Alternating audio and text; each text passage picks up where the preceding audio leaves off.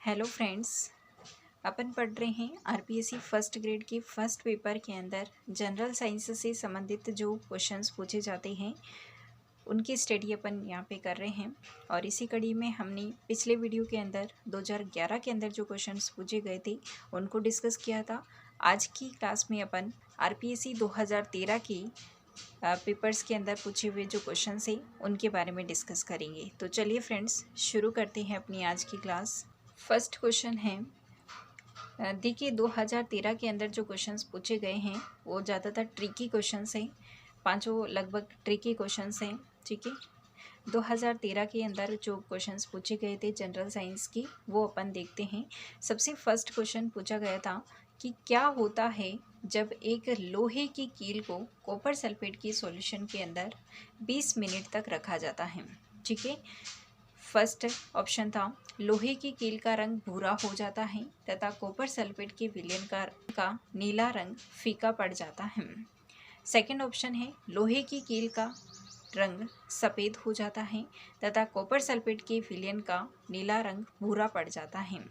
C option है लोहे की कील का रंग आसमानी हो जाता है तथा कॉपर सल्फेट के विलयन का नीला रंग भूरा पड़ जाता है। और फोर्थ ऑप्शन है लोहे की कील का रंग अपरिवर्तित रहता है तथा कॉपर सल्फेट के विलयन का नीला रंग फीका पड़ जाता है। ठीक है, तो यहाँ पर ऑप्शन नंबर 1 जो है वो सही रहेगा, यानी कि जब लोहे की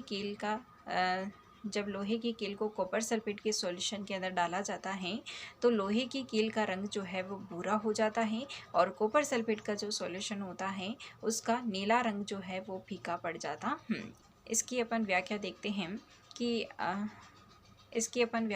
हैं कि जब हम कॉपर सल्फेट की सॉल्यूशन के अंदर, ये कॉपर सल्फेट का सॉल्यूशन एक बीकर के अंदर भरा हुआ है और इसके अंदर हम लोहे की कील को गिराते हैं तो हम ये देखते हैं कि जो लोहे का जो भूरा रंग होता है, लोहे की जो कील है उसका रंग भूरा हो जाता है और जो सॉल्यूशन है उसका नीला रंग जो है वो फीका पड़ने लग जाता है, क्योंकि जो आयरन है वो अधिक क्रियाशील होता है कॉपर से, तो यहाँ से कॉपर को हटा देता है और खुद सल्फेट के साथ में जुड़ जाता है। ठीक है, यानी यहाँ पे क्या रिएक्शन होती है कि जो आयरन है वो कॉपर को यहाँ से हटा देता है और स्वयं इसके साथ जुड़ कर के फेरस सल्फेट बना देता है प्लस कॉपर को निकाल देता है।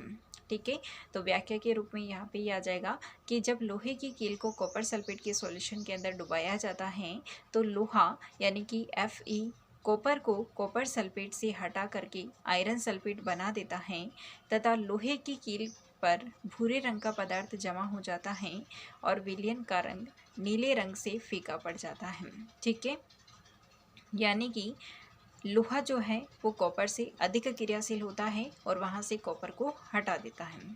जो ज़्यादा क्रियाशील होता है वही जीतेगा। ठीक है, तो ये आयरन ज़्यादा क्रियाशील है तो ये सल्फेट के साथ में जुड़ जाता है और यहाँ से कॉपर को निकाल देता है, इसलिए इसका सॉल्यूशन का जो रंग है वो कॉपर सल्फेट का नहीं रहता है और हल्का नीला हो जाता है।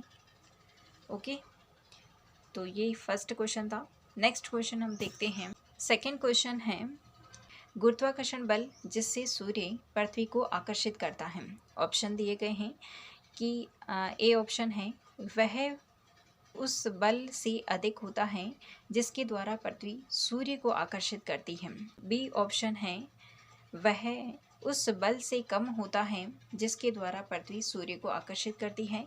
सी ऑप्शन है वह उस बल के समान होता है जिसके द्वारा पृथ्वी सूर्य को आकर्षित करती है। और डी ऑप्शन है वह बल दोनों के बीच की दूरी के अनुसार बदलता रहता है।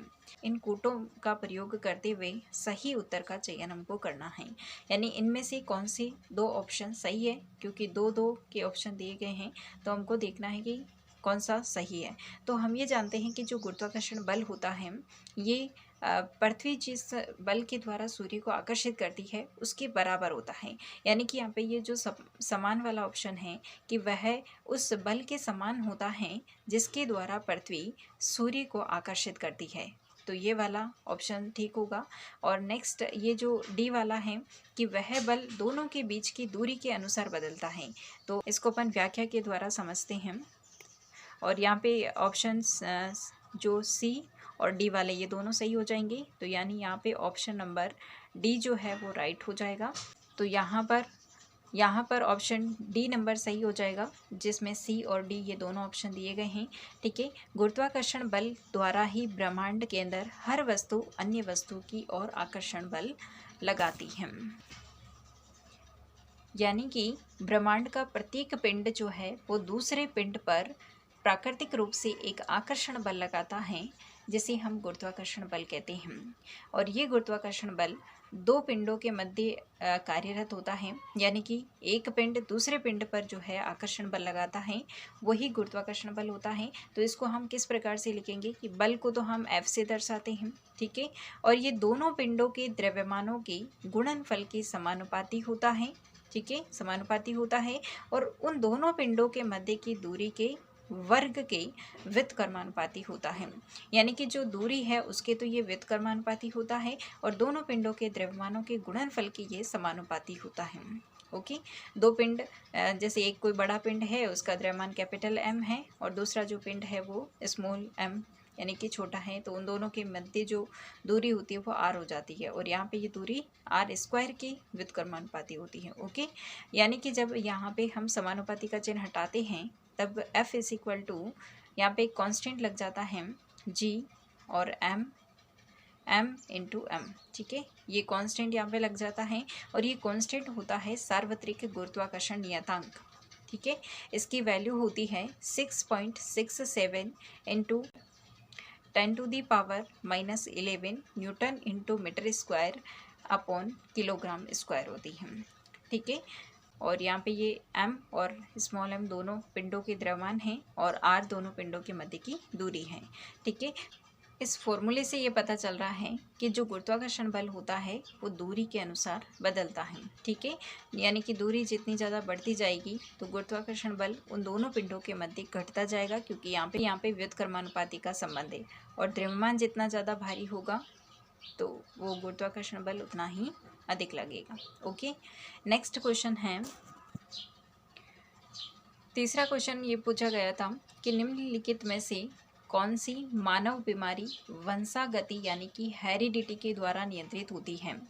Option A gonorrhoea, option B leprosy, option C leukaemia, option D leucorrhoea.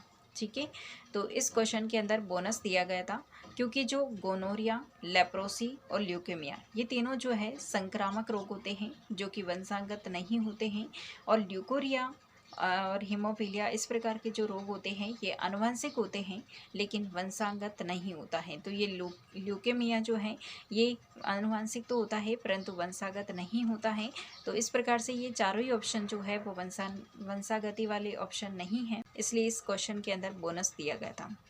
Next question है 4th नंबर के निम्नलिखित कथनों पर विचार कीजिए। ठीक है, तो ये जैव विविधता में से जो जैव विविधता जो आपकी टॉपिक दिया गया है उसमें से ये क्वेश्चन पूछा गया है, और इसके अंदर हमको ये ऑप्शन ध्यान में रखना है बी और सी वाला, कि जैव विविधता जो समृद्ध क्षेत्र होते हैं उनमें दिन का टेम्परेचर 18 डिग्री सेंटीग्रेड से 32 डिग्री सेंटीग्रेड के बीच होता है, और यहाँ पे वर्षा जो है वार्षिक वर्षा 150 सेंटीमीटर से अधिक होती है, और अधिक ऊंचाई वाले क्षेत्रों की जैव विविधता कम होती जाती है। ठीक है, यहाँ पे भी ये कोट वाला ही क्वेश्चन पूछा गया है, तो इसमें से आपको ये दो ऑप्शन ध्यान में रखनी है। ठीक है, यानी दिन का टेम्परेचर 18 डिग्री से 32 डिग्री सेंटीग्रेड के मध्य होता है, और अधिक ऊंचाई पर जाने पर जैव विविधता जो होती है कम होती जाती है, क्योंकि जैसे जैसे हम ऊंचाई पे जाते हैं तो टेम्परेचर जो होती है वो कम होता जाता है, और इसी कंडीशन के अंदर जैव विविधता जो होती है वो कम होती जाती है। ठीक है, नेक्स्ट क्वेश्चन है 5 नंबर, यहाँ पर भी कथन वाला क्वेश्चन ही पूछा गया है।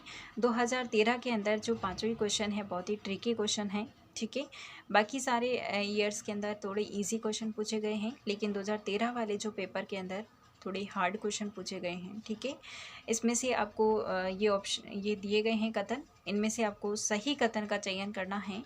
तो इसमें से जो केवल ए वाला कथन है वही सत्य है कि एक ताप विद्युत गृह है जिसके अंदर कोयला ऊष्मा के स्रोत हेतु उपयोग में लिया जाता है, यानी कि ऐसा विद्युत गृह जिसके अंदर कोयला ऊष्मा के रूप में उपयोग में आता है वह उस विद्युत ग्रह जिसमें प्राकृतिक गैस का उपयोग होता है उसकी अपेक्षा कार्बन डाइऑक्साइड का उत्सर्जन अधिक करता है। यानी कि यहाँ पर ये कहा गया है कि जो जहाँ पर हम कोयला लेते हैं वहाँ पर कार्बन डाइऑक्साइड का उत्पादन या उत्सर्जन जो है वो ज़्यादा होता है, बजाय कि जो हम प्राकृतिक गैस लेते हैं उसकी तुलना में। तो वैसे भी हमको पता है कि जो प्राकृतिक गैस का हम उपयोग करते हैं तो वहाँ धुआं ना के बराबर होता है, लेकिन जहाँ हम कोयले का उपयोग करते हैं तो वहाँ पे धुआं यानी कि कार्बन डाइऑक्साइड जो होती है वो ज़्यादा उत्सर्जित होती है। ठीक है, तो ये यहाँ पे ऑप्शन नंबर जो ए है वो आपका सही कथन है। ओके, ऑप्शन ए सही कथन है। तो आज के ये पांचों क्वेश्चंस होते हैं फ्रेंड्स, जो कि 2013 के अंदर पूछे गए थे। नेक्स्ट क्लास के अंदर हम जो 2015 वाली जो वैकेंसी के अंदर पूछे गए जो क्वेश्चन हैं आरपीएससी के द्वारा उसको डिस्कस करेंगे। ठीक है, तो मिलते हैं नेक्स्ट वीडियो के अंदर। तब तक के लिए thanks for watching this video. जय हिंद, वंदे मातरम।